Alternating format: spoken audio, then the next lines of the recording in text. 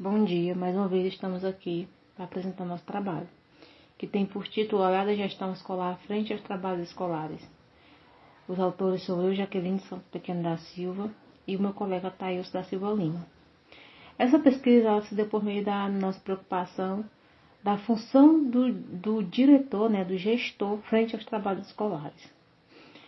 Por isso, traçamos como objetivo conhecer como o gestor de uma escola de ensino médio de Cruzeiro do Sul, no Acre, atua frente aos trabalhos escolares.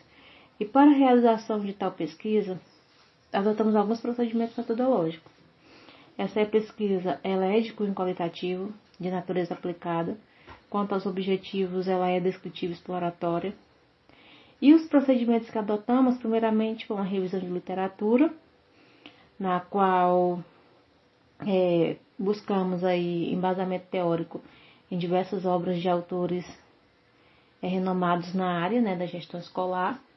E posteriormente fomos à pesquisa de campo, onde lá colocamos em prática a técnica de coleta de dados, entrevista semi-estruturada, que foi realizada com o diretor de uma escola de ensino médio na cidade de Cruzeiro do Sul, Acre.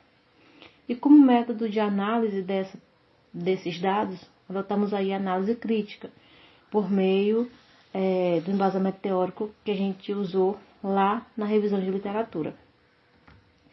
Iniciamos os tópicos teóricos, demonstrando aí um breve panorama da administração escolar no Brasil. A administração escolar no Brasil, ela se deu primeiro por meio da inspeção escolar, desde lá o Brasil colônia. Contudo, a nomenclatura deste cargo ela não se dava de maneira que é atualmente, como gestão escolar ou até mesmo administração escolar. Em períodos posteriores ao o cargo ele foi institucionalizado por meio de leis que garantiam essa função dentro dos estabelecimentos escolares. E isso se deu principalmente pela necessidade do Estado em obter controle sobre os estabelecimentos de ensino.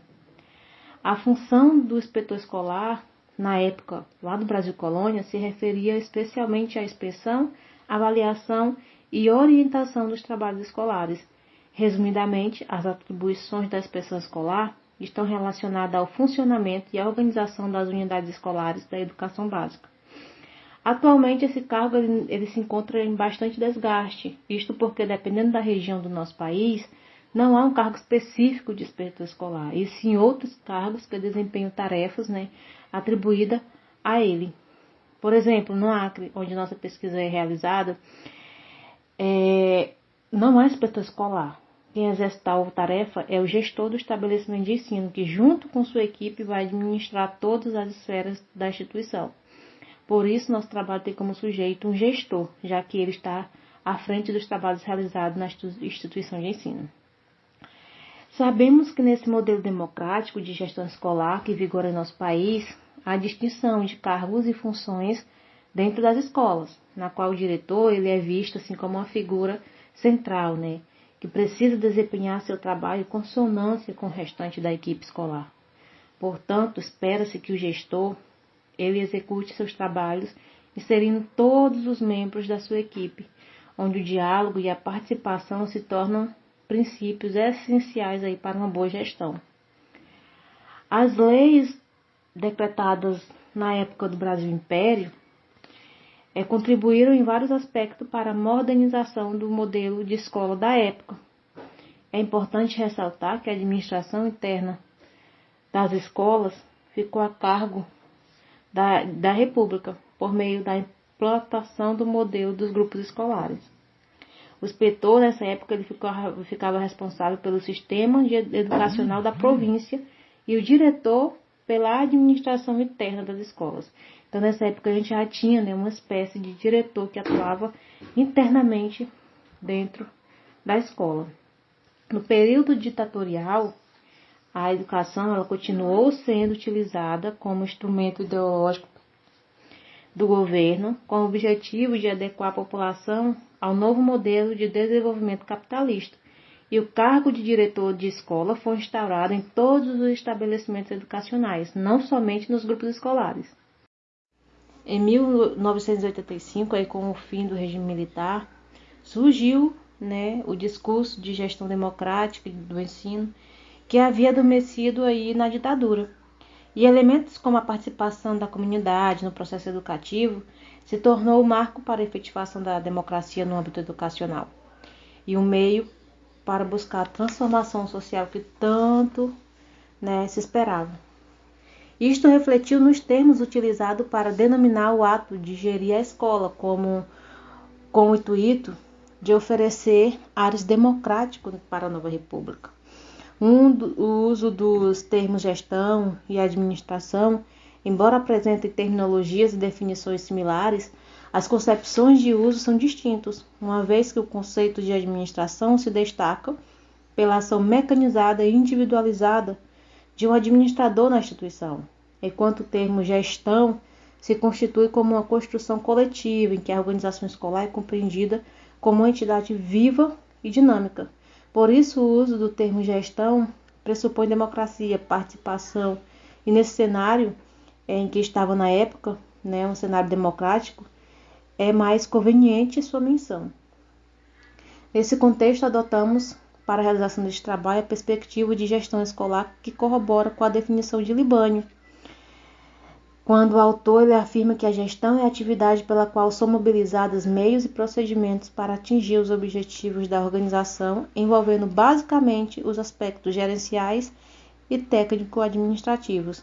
Portanto, a gestão escolar está relacionada ao modo de organização de instituição de ensino, e essa organização ela deve ser pautada na ação coletiva de todos os envolvidos na instituição. Em seguida, né, a gente abordou a perspectiva da gestão escolar frente aos trabalhos escolares e percebemos que o gestor ele foi longo em sua resposta, o que favoreceu nossa análise, pois nos forneceu dados suficientes para a realização do trabalho. Em um primeiro momento, ele ressaltou a maneira pela qual chegou ao cargo, como forma de demonstrar que as práticas democráticas são executadas na escola, que é por meio da eleição. Em seguida, ele faz alguns apontamentos que se contradizem com a fala dele anterior. Nota-se que, de acordo com a perspectiva do gestor, seu trabalho deve ser democrático. Contudo, o diretor, ele, como líder, né, deve ter o controle de todas as ações no intuito de melhorar o desempenho da equipe. Conforme o participante, o diretor deve estar ciente de todos os trabalhos realizados dentro da escola, seja na parte de recursos, monitoramentos, relações, entre outros. Ele enfatiza também que a coletividade ela deve prevalecer, mas não deve se esperar que o coletivo determine todas as decisões, pois alguns assuntos eles são restritos somente ao gestor. Então, o entrevistado demonstra por meio de sua resposta que o diálogo e a participação fazem parte das tomadas de decisão da sugestão, como forma de promover a democracia na instituição de ensino. Então, é importante ressaltar que, de acordo com o gestor, ele deve ter sempre um norteamento para a equipe, né? Ele deve sempre ter, dar um norte assim, para a sua equipe, ou seja, inicialmente ele expõe seu ponto de vista e a partir daí a equipe pode expor suas ideias com o intuito de fazer, sugerir reflexões ou ideia melhor que substitua a ideia anterior, até entrar em um consenso entre todos os membros, né? Segundo o gestor, se isso não ocorresse por parte dele, ele não seria o líder, seria apenas o mediador que mediava todas as discussões. E Luke, ele salienta aí que cabe ao gestor a dinamização dos processos escolares, sendo função dele manter esse processo harmonioso, participativo e produtivo, descentralizando as responsabilidades, acompanhando e exigindo o cumprimento delas, que é o que vai em consonância com o que o diretor fala. Então, concluímos o nosso trabalho percebendo que os trabalhos escolares eles devem ser desempenhados em coletividade por uma equipe liderada pelo gestor, mas é relevante destacar que o gestor, nesse caso, é o líder, né, que ouve e compartilha as ideias. O gestor ele não é o único responsável pelo andamento das atividades escolares, mas sim todos os que estão inseridos no contexto escolar. Dessa forma, como resposta para a nossa problemática, podemos apontar que o gestor ele tem um discurso com viés democrático, contudo, de acordo com a sua fala, apresenta também práticas pouco democráticas.